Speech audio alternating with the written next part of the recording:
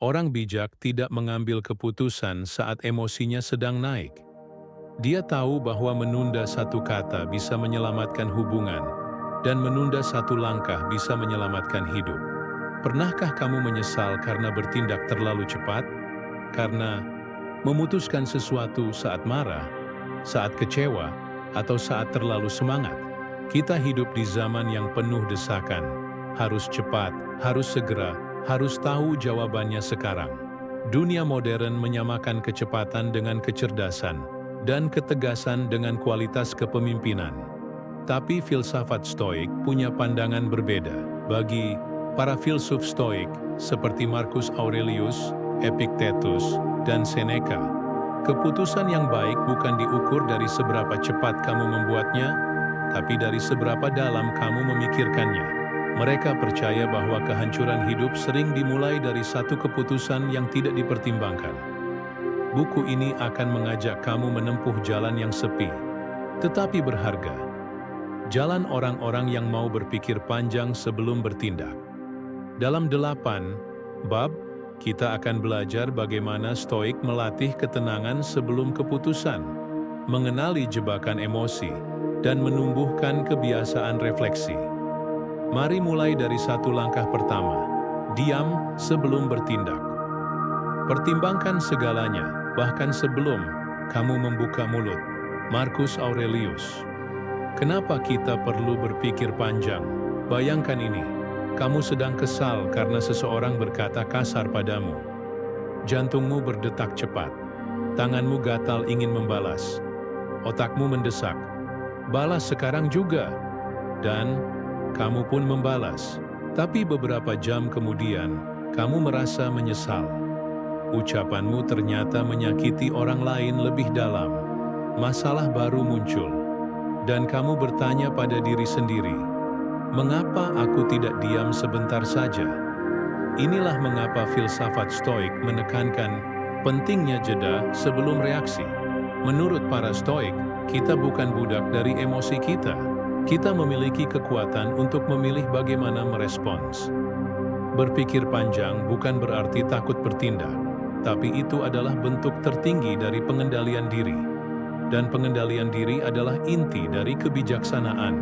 Epictetus, seorang mantan budak yang kemudian menjadi filsuf Stoik besar, berkata, "Bukan kejadian yang melukai kita, tapi penilaian kita tentang kejadian itu." Artinya, emosi tidak muncul dari peristiwa, tapi dari cara kita menafsirkan peristiwa. Dan penafsiran itu bisa dikendalikan, asal kita mau berhenti sebentar. Latihan Stoik. Saat kamu ingin langsung merespons, coba lakukan ini. Tarik napas 3 kali, tanyakan pada dirimu sendiri, apakah ini keputusan yang akan aku banggakan besok? Jika tidak yakin, tunda. Orang yang berpikir panjang bukan orang yang lambat, tapi orang yang sadar. Ia sadar bahwa setiap keputusan adalah benih yang akan tumbuh dan kembali padanya. Maka ia memilih untuk menabur benih dengan hati-hati. Mengapa kita cepat bereaksi? Ada banyak alasan, tapi 3 di antaranya adalah dorongan emosi. Emosi seperti amarah, cemas, atau euforia membuat kita merasa harus bertindak sekarang juga. Padahal, saat itulah kita justru sedang buta arah. Tekanan sosial. Kita merasa perlu terlihat tanggap dan pintar. Kita takut dianggap lamban atau ragu. Akibatnya, kita membuat keputusan bukan berdasarkan logika, tapi karena ingin tampil. Kebiasaan buruk. Kita terbiasa bertindak cepat tanpa refleksi. Otak kita otomatis merespons, tanpa mempertanyakan motif dan dampaknya. Semua ini bisa dilatih untuk diubah, dan Stoikisme menawarkan alatnya, yaitu kesadaran. Marcus Aurelius dan seni menunda reaksi. Sebagai kaisar Romawi, Marcus Aurelius setiap hari harus membuat keputusan yang menyangkut ribuan nyawa. Tapi ia tidak menjadi pemimpin yang terburu-buru. Dalam buku hariannya Meditations, ia sering mengingatkan dirinya sendiri, kuasai dirimu terlebih dahulu. Jangan biarkan perasaan memutuskan untukmu. Ia sadar bahwa kekuasaan bisa menyesatkan. Dan menimba keputusan tuaik sos terbang dari pikiran yang terang puano dari kemarahan atau ketakutan. Ketenangan ini tidak datang begitu saja. Itu hasil dari latihan harian. Menyadari pikiran, menunda penilaian, dan memilih waktu yang tepat untuk bertindak. Sebelum kamu mengambil keputusan, coba tanyakan 3 hal ini. Apakah aku sedang dikuasai emosi saat ini? Apa dampak jangka panjang dari pilihan ini? Jika aku menunggu 1 hari, apakah aku masih akan memilih hal yang sama? Pertanyaan-pertanyaan ini sederhana, tapi bisa menyelamatkan kita dari banyak penyesalan. Dalam jeda, ada kebijaksanaan. Dalam berpikir panjang, ada kedewasaan. Diam bukan kelemahan. Justru dalam diam, seseorang sedang berpikir. Dan dalam berpikir, seseorang sedang bertumbuh. Stoik mengajarkan bahwa hidup bukan tentang reaksi, tapi tentang pilihan yang sadar. Dan semua pilihan yang sadar dimulai dari keberanian untuk berhenti sejenak. Ingatlah bahwa kamu bukan amarahmu, kamu bukan ketakutanmu, kamu bukan rasa sakitmu, kamu adalah pengamatnya. Epictetus.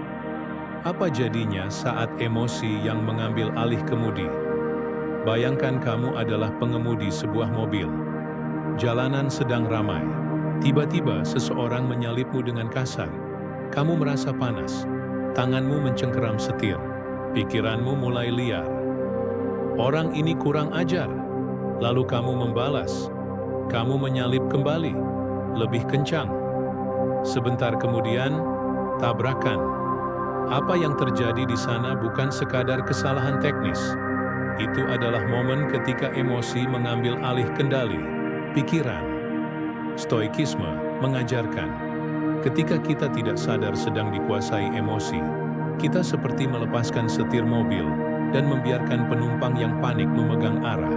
Dan biasanya, penumpang itu akan menabrakkan kita ke dinding yang bernama penyesalan. Para filsuf Stoik tidak pernah mengatakan bahwa emosi itu buruk. Mereka bukan robot tanpa perasaan. Justru mereka sangat menyadari keberadaan emosi. Itulah sebabnya mereka belajar untuk menguasainya. Seneca berkata, kemarahan adalah kegilaan sesaat. Orang yang tidak mengendalikannya bisa menghancurkan dirinya sendiri dan orang lain. Mereka percaya bahwa emosi seperti api, bisa menghangatkan, bisa juga membakar. Emosi seperti angin, bisa mendorong layar kapal, atau bisa menenggelamkan kapal. Itu jika tak dikendalikan. Jadi pertanyaannya bukan, bagaimana cara menyingkirkan emosi, tapi bagaimana cara membuat emosi menjadi pelayan, bukan tuan. Bagaimana emosi membajak proses pengambilan keputusan? Ada 3 cara umum bagaimana emosi membajak logika kita, membuat kita terburu-buru. Emosi suka mendesak. Cepat, lakukan sekarang juga. Kita merasa kalau tidak bertindak saat itu juga akan menyesal. Padahal penyesalan sering justru datang karena kita terlalu cepat bertindak, memperkecil sudut pandang. Saat marah, kita hanya fokus pada kesalahan orang. Saat takut, kita hanya lihat kemungkinan terburuk. Emosi menyempitkan pandangan kita, seolah hanya ada satu jalan, mengaburkan nilai dan prioritas. Dalam emosi, kita bisa lupa pada prinsip hidup kita sendiri. Orang yang biasanya sabar bisa menjadi kasar. Orang yang bijak bisa berubah menjadi sembrono. Emosi membuat kita melupakan diri sendiri. Marcus Aurelius, kaisar yang merenung sebelum bereaksi. Bayangkan tekanan yang harus dihadapi Marcus Aurelius, memimpin kekaisaran Romawi, menghadapi perang, wabah, pengkhianatan, dan kritik dari bangsawan maupun rakyatnya. Tapi dalam catatan pribadinya, Meditations, ia menulis seperti ini. Saat kamu bangun di pagi hari dan merasa berat untuk memulai hari, ingatlah, kamu hidup bukan untuk tunduk pada kenyamanan, tapi untuk menjalankan tugasmu sebagai manusia.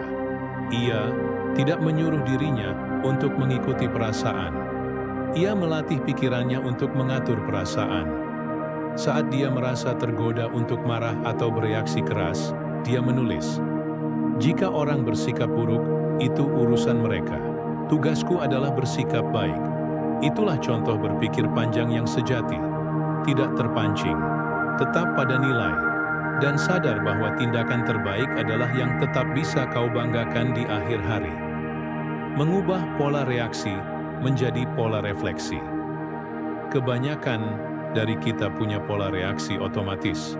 Disinggung, langsung balas ditegur, langsung tersinggung gagal, langsung putus asa stoik, menawarkan pola baru. Perhatikan, pahami, lalu pilih. Sebelum kamu bereaksi, amati dulu. Setelah kamu amati, pahami alasan emosimu. Dan setelah itu, pilih tindakan yang tidak menghancurkanmu. Ini bukan tentang jadi orang yang dingin dan tak punya hati, tapi jadi orang yang hatinya cukup kuat untuk tidak dikendalikan oleh badai sesaat. Emosi adalah bagian dari manusia. Tapi, hidup yang baik bukan tentang menjadi budak emosi, melainkan tentang mengarahkannya dengan bijak. Stoik tidak menyuruh kita membunuh perasaan, tetapi mendidiknya. Dan pendidikan emosi dimulai dari keberanian untuk tidak langsung bertindak, untuk memberi ruang antara stimulus dan respons. Monen, jangan pernah membuat keputusan yang membuatmu malu menyebut siapa dirimu. Marcus Aurelius. Ketika pikiran panjang tak selalu bijak. Pernahkah kamu mengambil keputusan yang sudah kamu pertimbangkan matang-matang, tapi tetap saja terasa salah? Kamu menimbang untung rugi, menganalisis risiko, menghitung segala kemungkinan. Tapi setelah semuanya dijalankan, hati kecilmu berkata, "Kenapa rasanya kosong?" Masalahnya bukan pada kurangnya berpikir panjang, tapi karena yang kamu pikirkan tidak terikat pada nilai-nilai terdalam dalam hidupmu. Stoikisme mengajarkan, keputusan yang baik bukan hanya rasional, tapi juga selaras dengan siapa dirimu dan apa yang kamu yakini benar. Berpikir panjang tanpa kompas nilai hanya akan membuatmu terombang-ambing oleh angin keuntungan, ketakutan, atau ego. Apa itu nilai menurut filsuf Stoik? Bagi para filsuf Stoik, nilai bukanlah sekadar norma sosial. Nilai bukan tentang apa yang dipuji orang atau apa yang dianggap tren. Nilai adalah inti dari karakter. Nilai adalah hal-hal yang tetap kamu pertahankan bahkan ketika tidak ada yang melihat.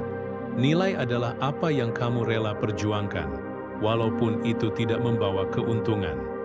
Epictetus berkata, "Jika kamu ingin maju dalam hidup, lepaskanlah kekhawatiran tentang bagaimana orang menilaimu. Pegang teguh apa yang menurut akal sehat, dan kebajikan adalah baik." Mengapa kita sering mengabaikan nilai saat memutuskan? Karena dunia terlalu bising. Karena opini orang lain seperti genderang yang terus memukul telinga kita. Karena kita lebih takut gagal di mata orang daripada gagal di mata hati sendiri. Ketika keputusan hanya berakar pada apa kata orang, apa yang cepat menghasilkan, apa yang bikin aku tampak keren, maka nilai akan terkubur. Stoik menantangmu untuk bertanya balik. Jika aku kehilangan segalanya karena memilih ini, apakah aku tetap bisa menatap cermin dan berkata, aku telah memilih dengan jujur? Setiap keputusan penting bisa kamu uji dengan pertanyaan ini. Apakah ini sesuai dengan kebajikan atau hanya nafsu sesaat? Apakah keputusan ini membuatku jadi pribadi yang lebih baik atau hanya memuaskan egoku? Apakah ini adil untuk orang lain? Apakah aku mengorbankan orang lain demi kenyamananku sendiri? Apakah aku bisa bertanggung jawab penuh atas pilihan ini, bahkan jika hasilnya tidak sesuai harapan? Nilai tidak selalu membuat keputusan jadi mudah, tapi ia membuatmu tidak tersesat. Bayangkan, seorang pedagang pada zaman Romawi, ia menerima informasi bahwa kapal-kapal pengangkut gandum akan segera tiba dari Afrika. Artinya, harga gandum akan segera turun. Ia bisa memilih dua hal: menjual gandum sekarang dengan harga tinggi sebelum berita itu menyebar, atau ia memberitahu orang-orang dan menjual dengan harga yang adil. Secara bisnis, menjual cepat akan memberi keuntungan, tapi secara nilai, menyembunyikan informasi penting demi laba adalah ketidakadilan. Apa yang dilakukan oleh pedagang Stoik? Ia memilih memberitahu masyarakat. Ia menjual dengan harga lebih rendah. Dan saat ditanya ia berkata, "Aku lebih memilih kehilangan keuntungan daripada kehilangan kehormatan." Ketika nilai jadi kompas, hasil tak lagi mengendalikan. God, filsuf. Stoik percaya bahwa hasil dari keputusan tidak sepenting ketulusan niat dan nilai yang melandasinya, karena hasil ada di luar kendali. Tapi memilih berdasarkan nilai, itu sepenuhnya tanggung jawab kita. Marcus Aurelius menulis, "Lakukanlah apa yang benar. Biarkan hasilnya terjadi sebagaimana mestinya." Orang bijak bukan yang selalu sukses, tapi yang tetap menjaga prinsip bahkan ketika gagal. Menjaga integritas di dunia yang serba tergesa.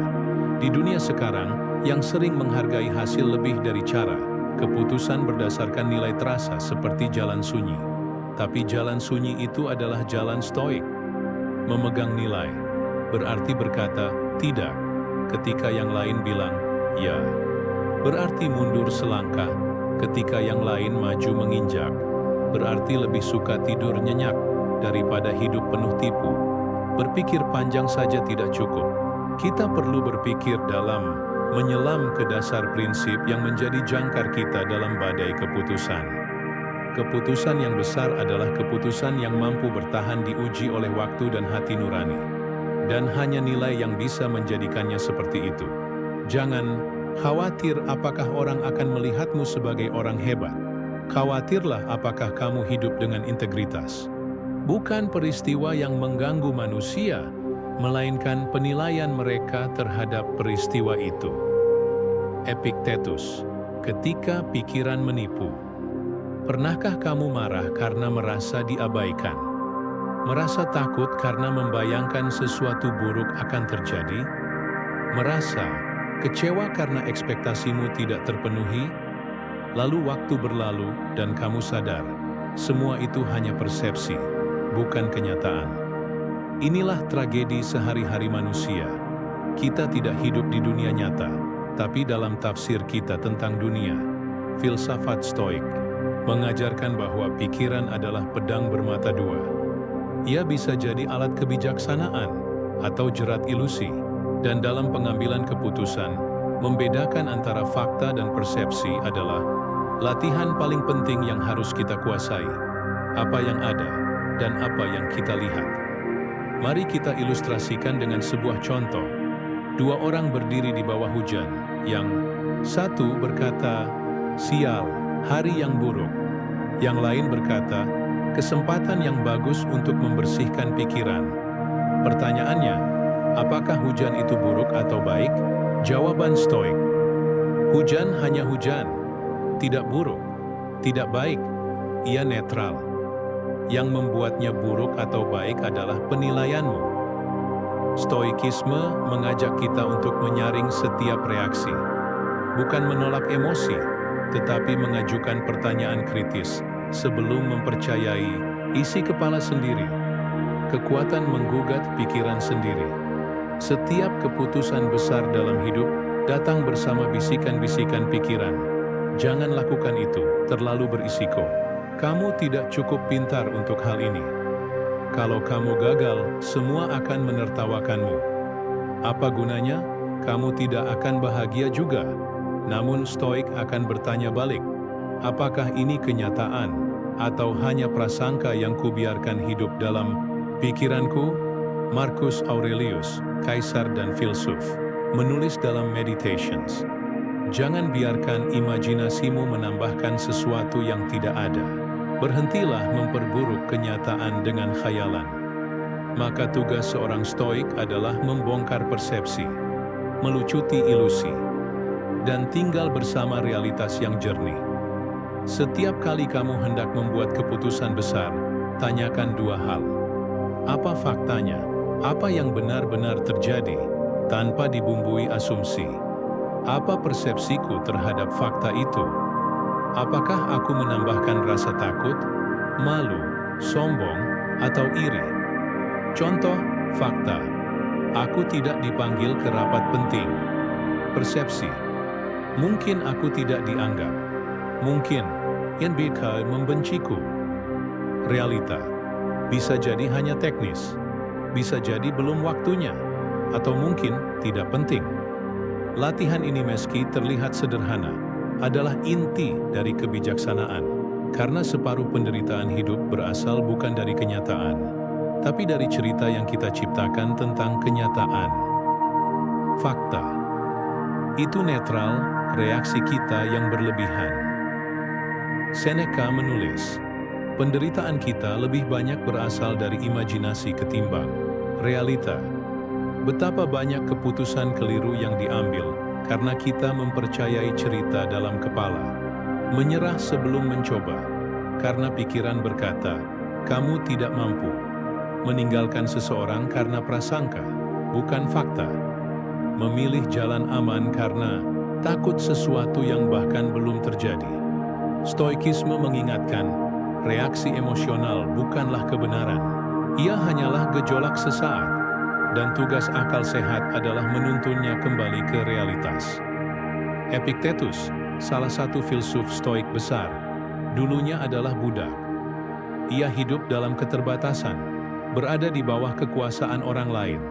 Tapi ia menulis, kamu bisa merantai kakiku, tapi bukan pikiranku. Kamu bisa mengurung tubuhku, tapi jiwaku tetap bebas. Apa artinya? Ia tidak membiarkan kondisi luar yang tak bisa dikendalikan meracuni penilaiannya. Ia memisahkan antara apa yang terjadi padanya dan apa yang ia pikirkan tentang hal itu. Inilah kebebasan sejati menurut Stoik. Kebebasan berpikir yang tidak dikendalikan emosi, asumsi, atau ilusi. Kebiasaan Stoik yang menarik. Mereka tidak terburu-buru menilai. Mereka tidak cepat menyimpulkan. Mereka menunda reaksi. Sikap ini disebut epoke oleh para filsuf. Menangguhkan penilaian sampai realitasnya benar-benar jelas. Bukan berarti mereka lamban, tapi mereka tahu bahwa kemarahan yang lahir dari persepsi bisa menyesatkan. Kekhawatiran yang dibangun dari asumsi bisa melumpuhkan. Kebanggaan yang berdasar bayangan bisa memperdaya. Seorang stoik akan berkata, aku belum tahu, jadi aku belum akan bereaksi. Itulah kedewasaan. Berpikir panjang bukan berarti mempercayai semua isi pikiranmu.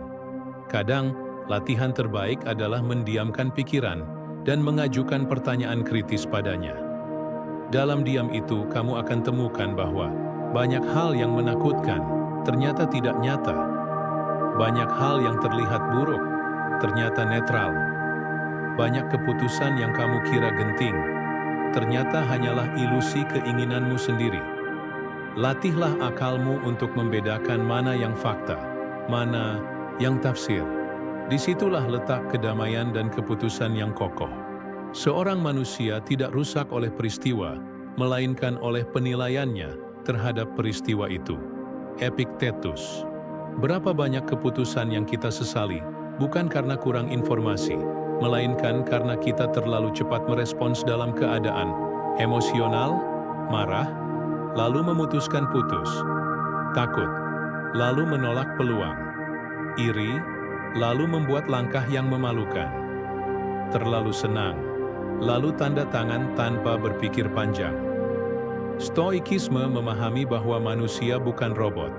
Kita punya emosi, tapi yang membedakan manusia bijak dengan yang lainnya adalah kemampuan mengelola emosi sebelum bertindak, akal dan emosi. Siapa yang menjadi raja? Filsuf Stoik percaya bahwa akal adalah hegemonikon atau pemimpin batin. Emosi bukan untuk dibunuh, tapi untuk ditundukkan. Karena jika emosi mengambil alih takhta, keputusan kita menjadi reaktif, bukan reflektif. Bayangkan dirimu seperti kapal di tengah badai. Emosi adalah ombak, angin, dan petir. Tapi akal, dialah kemudi. Seorang stoik tidak melawan badai dengan teriak panik. Ia menenangkan tangan, menajamkan pandangan, dan tetap menggenggam arah. Mengapa emosi memperpendek jarak pandang? Saat emosi menguasai, yang terjadi adalah penyempitan perspektif. Marah membuat kita hanya melihat kesalahan, bukan kemungkinan pemulihan. Ketakutan hanya menyorot risiko, bukan potensi. Euforia membuat kita lupa realita.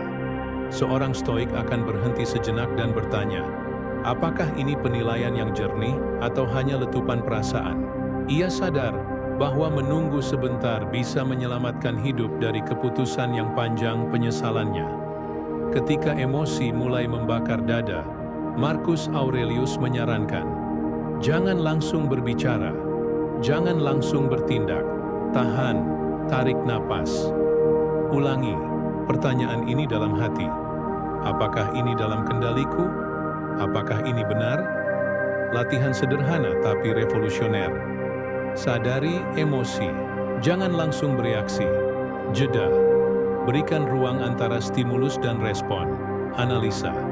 Tanyakan, apakah penilaian saya netral atau sudah terdistorsi? Inilah seni menunda reaksi agar bisa memilih tindakan yang tepat. Kisah sang pedagang dan amarahnya. Seorang pedagang di Roma marah besar karena merasa ditipu oleh mitranya. Ia ingin segera menggugat dan memutus hubungan dagang. Tapi sebelum bertindak, ia menulis dalam jurnal malamnya, apakah kemarahan ini akan tetap aku rasakan seminggu dari sekarang? Seminggu berlalu. Ia tak hanya tak lagi marah, tapi justru bersyukur, karena mitranya ternyata menghadapi masalah keluarga yang berat.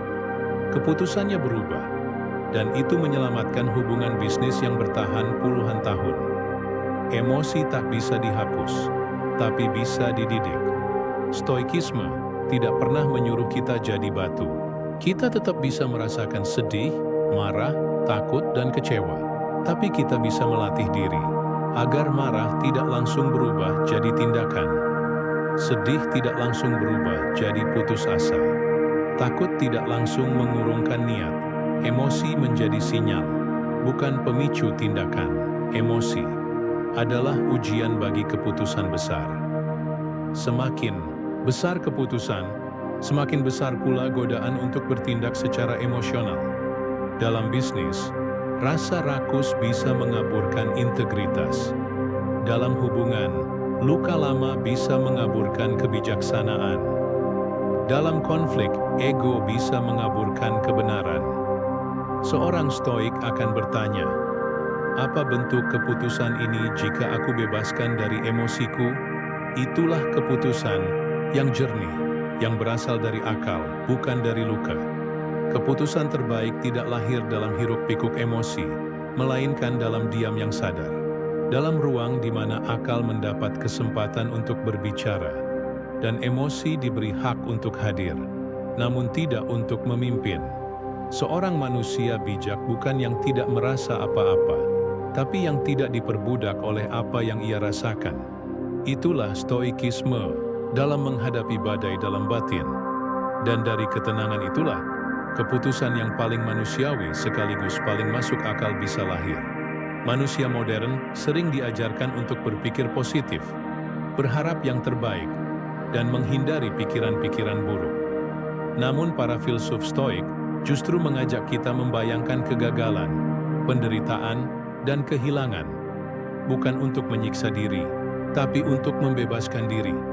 Karena orang yang hanya hidup dalam harapan akan roboh saat harapannya tak jadi kenyataan. Tapi orang yang menyiapkan batinnya terhadap segala kemungkinan, tidak mudah diombang-ambingkan takdir. Disinilah latihan premeditatio malorum menemukan tempatnya. Apa itu premeditatio malorum? Secara harfiah berarti perenungan akan hal-hal buruk. Sebuah praktik yang dilakukan oleh para filsuf stoik untuk secara berkala membayangkan hal buruk apa saja yang bisa terjadi sebelum hal itu benar-benar terjadi. Marcus Aurelius setiap pagi merenungi kemungkinan bahwa orang-orang yang ia temui akan kasar, egois, bodoh, atau tidak tahu diri. Seneca membayangkan kebangkrutannya, kematian orang yang ia cintai, bahkan kematiannya sendiri.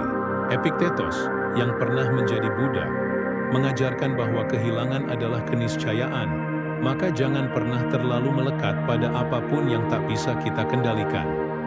Ini bukan pesimisme, ini adalah kebijaksanaan dalam menghadapi realitas yang tak bisa ditebak. Mengapa ini penting dalam pengambilan keputusan? Bayangkan kamu hendak mengambil keputusan besar, memulai usaha baru, menikah, resign dari pekerjaan, menginvestasikan tabungan. Kebanyakan orang akan hanya memikirkan sisi terang. Bagaimana kalau semuanya lancar? Bagaimana kalau sukses besar? Tapi, Stoik akan bertanya juga, bagaimana kalau gagal? Bagaimana kalau aku kehilangan semua? Apa dampaknya terhadap jiwaku? Apakah aku masih bisa berdiri bila yang terburuk terjadi? Karena dengan membayangkan yang terburuk, kamu bisa mengukur kekuatan dirimu sendiri. Dan keputusanmu akan datang bukan dari rasa optimis yang kosong, tapi dari ketangguhan mental yang telah siap menghadapi semua skenario. Antisipasi, itu menenangkan, bukan menakutkan. Premeditatio malorum tidak membuat kita hidup dalam ketakutan. Sebaliknya, ia membuat kita lebih tenang. Karena ketika kita sudah membayangkan bahwa rencana bisa gagal, bahwa orang yang kita percaya bisa mengecewakan, bahwa harta bisa lenyap, bahwa tubuh bisa sakit atau mati, maka saat itu benar-benar terjadi, kita tidak terkejut, tidak runtuh, dan tidak kehilangan diri. Kita sudah siap. Sebelum mengambil keputusan besar, duduklah tenang dan tanyakan, apa hal terburuk yang bisa terjadi? Apa yang akan aku lakukan bila itu terjadi? Apakah jiwaku cukup kuat untuk menanggungnya? Tuliskan semuanya. Jangan hanya di kepala. Tuangkan ke dalam kertas atau jurnal. Stoik menyukai klarifikasi pikiran lewat tulisan. Jangan berlebihan. Fokus pada skenario yang mungkin, bukan imajinasi yang irasional. Ini latihan ketenangan, bukan kecemasan. Bersiap, tapi tetap melangkah. Tujuan latihan ini bukan untuk membuatmu mundur, tapi agar kamu melangkah dengan sadar dan siap. Kisah seorang jenderal dan kekalahan yang sudah dihitung. Seorang jenderal Romawi sebelum perang akan memikirkan segala kemungkinan. Jika kalah, apa? Langkah mundur? Jika pasukan terpecah, bagaimana bertahan? Jika logistik terputus, bagaimana bertahan hidup? Ketika pertempuran berlangsung dan sebagian skenario buruk terjadi, dia tidak panik. Karena dalam pikirannya, ia sudah menjalani itu terlebih dahulu. Keputusannya tetap tajam, karena emosinya sudah disterilkan sejak awal oleh latihan batin. Menghindari kegagapan mental. Kebanyakan orang tidak gagal karena situasinya terlalu sulit, tapi karena mereka tidak pernah membayangkan bahwa hal buruk itu bisa terjadi. Mereka marah karena tidak siap ditolak. Mereka panik karena tidak siap kehilangan. Mereka membeku karena tidak siap gagal. Stoik tidak akan seperti itu. Ia mungkin terluka, tapi tidak goyah. Ia mungkin terpukul, tapi tidak tumbang. Karena jiwanya telah berlatih jatuh, bahkan sebelum tubuhnya menyentuh tanah. Premeditatio malorum bukanlah membunuh harapan, tapi menyandingkannya dengan kesiapan. Kita tetap berharap yang baik, namun tidak terikat padanya. Kita tetap melangkah ke depan, namun tidak kaget bila ada batu di jalan. Jika kamu ingin bahagia, kata Seneca, terimalah segalanya bisa hilang, dan jangan mencintai apapun melebihi jiwamu sendiri. Inilah inti kebebasan dalam berpikir panjang. Kebebasan dari keterkejutan, kebebasan dari keterikatan, dan dari kebebasan itu lahir keputusan-keputusan yang tidak hanya rasional, tapi juga tangguh. Di tengah dunia yang menuntut serba instan, berpikir pelan menjadi radikal. Kita hidup dalam budaya yang memuja kecepatan, membenci jeda, dan sering menganggap menunda sebagai kelemahan. Namun bagi para Stoik, justru menunda keputusan yang impulsif adalah tanda dari kekuatan batin. Seorang Stoik tahu bahwa waktu bukan musuh. Ia adalah penyaring emosi, pengungkap kebenaran, dan penjaga kebijaksanaan. Mengapa kita terburu-buru? Karena dorongan emosi, karena desakan lingkungan, karena takut, kehilangan, karena ingin segera merasa aman. Ketergesaan adalah anak kandung dari ketakutan dan nafsu, dan keputusan yang diambil dalam ketergesaan seringkali bukan hasil kebijaksanaan, tapi hasil dari ketidakmampuan menunggu terang di tengah badai batin. Epiktetos berkata, "Sebelum engkau bertindak, tanyakan pada jiwamu, ini keputusan atau pelarian?" Keputusan bukan hanya pilihan, tapi proses. Filsafat Stoik mengajarkan bahwa setiap keputusan besar harus melalui 3 gerbang. Gerbang logika, apakah ini masuk akal? Gerbang nilai, apakah ini sesuai dengan tugasku sebagai manusia? Gerbang kejiwaan, apakah aku membuatnya dalam ketenangan, bukan dalam kepanikan? Ketiga gerbang itu tidak bisa dilalui dengan tergesa. Waktu adalah penjaga pintu.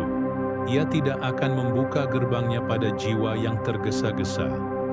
Salah satu latihan paling kuat dalam stoikisme adalah delayed response, menunda reaksi, terutama dalam hal-hal yang menyentuh emosi. Ketika kamu marah, tulis Seneca, diam dan hitung sampai kamu bisa berpikir, karena apapun yang lahir dari emosi mendidih, hampir selalu akan menimbulkan penyesalan.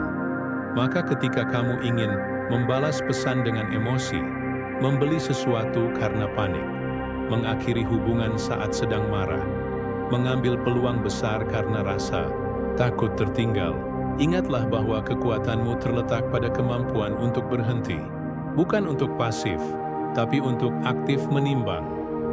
Waktu sebagai cermin dan obat stoikisme, percaya bahwa waktu bukan hanya menyembuhkan, tapi juga mengungkap. Apa yang tampak penting hari ini, bisa terlihat remeh esok hari. Apa yang tampak menyakitkan hari ini, bisa terlihat berguna setelah luka reda. Dan keputusan yang tampak benar hari ini, bisa terbukti salah bila dilihat dengan mata yang sudah tenang. Maka biarkan waktu memurnikan pandanganmu. Keputusan yang baik adalah keputusan yang tahan terhadap waktu. Bukan hanya memuaskan hari ini, tapi juga membahagiakan dirimu yang akan datang. Bayangkan seorang jenderal stoik sebelum perang. Pasukannya gelisah. Lawan sudah mendekat. Tekanan, reaksi makin keras. Tapi dia duduk, diam. Ia tidak menyerang lebih dulu meski dorongan besar datang dari luar. Ia menunggu cuaca berpihak, logistik tiba, dan keyakinannya kokoh.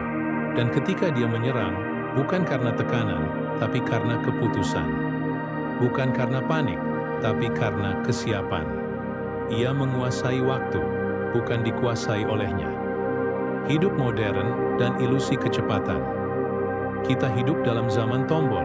Tombol belanja, tombol kirim, tombol blokir, tombol beli sekarang. Zaman yang memanjakan impuls dan membunuh kontemplasi.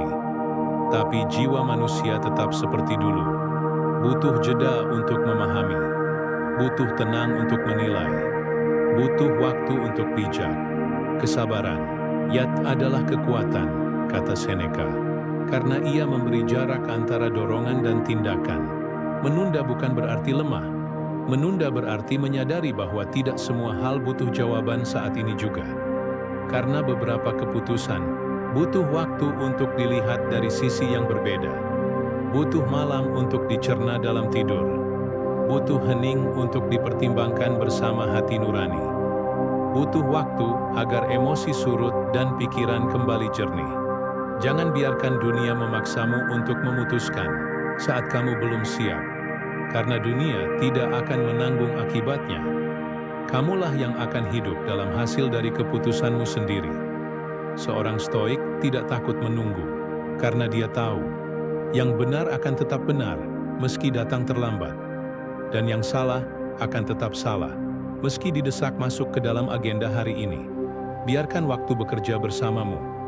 Biarkan keheningan menuntunmu. Karena kadang, keputusan terbaik bukan yang tercepat, tapi yang paling jernih. Apapun yang terjadi setelahnya bukan lagi milikmu. Tugasku adalah memilih dengan kebijaksanaan. Sisanya, aku serahkan kepada takdir. Marcus Aurelius. Setelah keputusan, ada Henning. Kita sering berpikir bahwa keputusan adalah akhir dari pertimbangan. Namun kenyataannya, justru setelah keputusan diambil, badai baru datang. Keraguan, kecemasan, rasa bersalah, atau harapan berlebih. Ini adalah penyakit modern yang tak terlihat. Kita terjebak dalam bayangan keputusan yang sudah diambil. Seorang Stoik tidak hanya berani memilih, ia juga berani melepaskan setelah memilih. Karena baginya, yang penting bukan hanya hasil, tapi ketenangan batin setelah tugas diselesaikan. Keikhlasan. Stoik, tugas kita bukan mengontrol hasil. Filsafat. Stoik mengajarkan pembagian paling penting dalam hidup.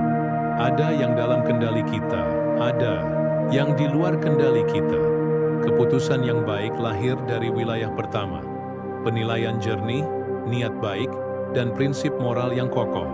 Namun hasilnya, itu bukan lagi milik kita sepenuhnya. Epictetus mengingatkan, jangan menilai dirimu dari hasil, tapi dari apakah engkau telah menjalankan peranmu sebaik-baiknya. Ini adalah prinsip keikhlasan Stoik. Setelah berusaha dengan bijak, serahkan, sisanya pada alam. Kegelisahan. Setelah memutuskan, akar ketidakpercayaan pada diri sendiri. Mengapa kita menyesal setelah mengambil keputusan? Karena kita masih ingin mengontrol segala kemungkinan. Kita ingin tahu, apakah ini benar-benar pilihan terbaik? Apakah ada yang lebih baik? Apakah jika aku menunggu 1 hari lagi, hasilnya akan berbeda? Padahal ini bukan lagi tentang logika. Ini tentang kecemasan yang tak percaya bahwa dirinya sudah bijak. Marcus Aurelius berkata, jika engkau telah bertindak sesuai nalar dan nilai, maka apapun hasilnya terimalah dengan senyum. Hendak belajar menanggung, bukan menyesali. Penyesalan bukanlah kebajikan dalam stoikisme. Yang mulia adalah tanggung jawab. Berdiri dengan tenang, menghadapi akibat dari pilihan, dan tetap menjaga karakter. Seorang stoik tidak menyalahkan dirinya terlalu lama. Ia tidak terjerat oleh bayangan seandainya. Ia memetik pelajaran, bukan menumpuk luka. Karena dalam setiap keputusan, ada 2 kemungkinan. Kita benar, maka kita bersyukur. Kita keliru, maka kita bertumbuh. Dan keduanya adalah anugerah bagi jiwa yang mau berkembang. Setelah memutuskan, biarkan keputusan itu mengalir bersama waktu. Kita sudah memberi suara terbaik dari dalam jiwa. Maka jangan ganggu lagi hati dengan apa yang bisa saja terjadi. Keikhlasan Stoik adalah bentuk cinta kepada kebijaksanaan itu sendiri. Seperti seorang pemanah yang telah melepas anak panah, ia tidak lagi mencemaskan arah angin. Ia hanya memastikan tangannya mantap, busurnya kuat, dan niatnya jernih. Hasilnya, ia serahkan pada semesta. Bayangkan seorang ayah memilih untuk berhenti dari pekerjaan bergaji tinggi demi lebih banyak waktu untuk keluarganya. Keputusan itu tidak populer. Banyak orang meragukannya. Beberapa bulan kemudian, keuangan keluarganya sempat goyah. Apakah ia gagal? Jika ia seorang stoik, maka jawabannya tidak. Karena ia memutuskan berdasarkan nilai yang ia anggap luhur. Tanggung jawab sebagai ayah. Dan walau badai datang, ia tidak menyesali jalan yang ia pilih. Ia belajar, beradaptasi, dan tetap setia pada kompas batinnya. Itulah kemenangan stoik. Bukan hasil yang mulus, tetapi jiwa yang teguh menanggung, dan tidak berkhianat pada nilainya sendiri. Hidup bukan tentang mengumpulkan keputusan sempurna. Hidup adalah tentang berani memilih dan ikhlas hidup dalam konsekuensinya. Seorang stoik tahu kapan harus berpikir panjang, tahu kapan harus bertindak, dan tahu kapan harus berhenti mengutak-atik masa lalu. Jiwamu butuh istirahat dari pertimbangan yang sudah selesai, tulis Seneca.